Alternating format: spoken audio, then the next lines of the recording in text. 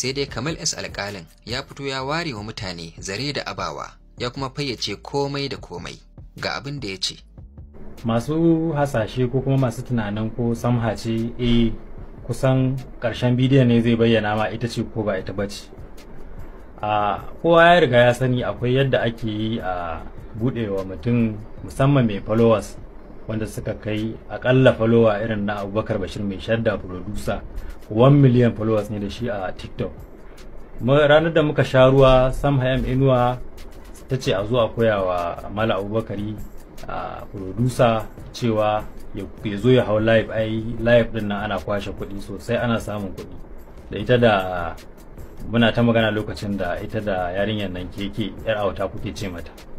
So ita yar auta tana da irin tana girmama ni, duk gaba ɗayansu ba wadda ba ta girmama ni, amma Mishadda sai ya ce ai shi ba shi da lokacin yin live ya tara reply da sauransu. Na ce to ai ga followers ɗinka kuma miliyan 1 kuma su Samha ai sun riga sun saba irin wannan abin, kawai ka bata yanzu ko gwadawa ne ta yi.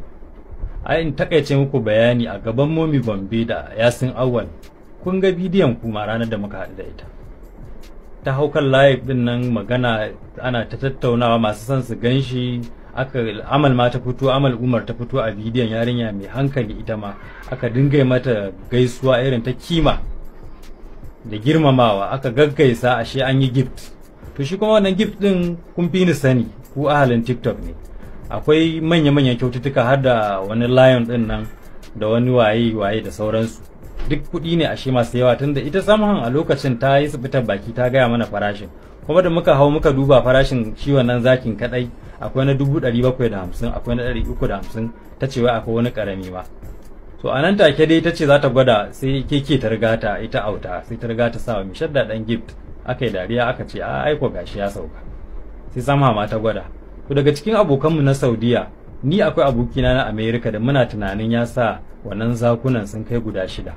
So amma babban abin da ya ta mana da hankali, mun gansu sun shiga, har ma nake ce masa bari na yi ma fambatin, shi lokacin yana ta bige-bigen wayoyin sama da masu son a sa musu talla a cikin fina-finansa, wanda kusan in ce a takaice ni ne na ba da shawarar a ci gaba da live din.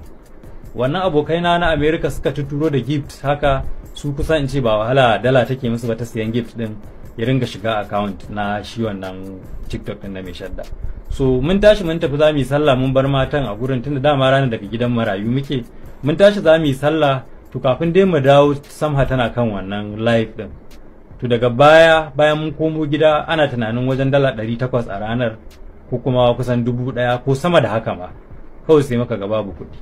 To da Allah ku ba mu shawara, mu mun bincika mun ga wadda ta rike wannan live din a cikin wannan matan, wadda Samha ita ce tafi, akwai wadda ake zargin ita ta shiga ta kwashe dalar ta mayar cikin account ɗinta, kuma mun yi tracing duk wani abubuwa mun yi. Binciken hukuma ma ya nuna yarinyar nan tana alaka da wasu mutane masu kama da rauhanai ko aljanu da suka kwashe, tunda kun san yan yahu ba yadda ba sa iyawa. So don haka muke so ku ja hankalinta ta mayar da wannan dala.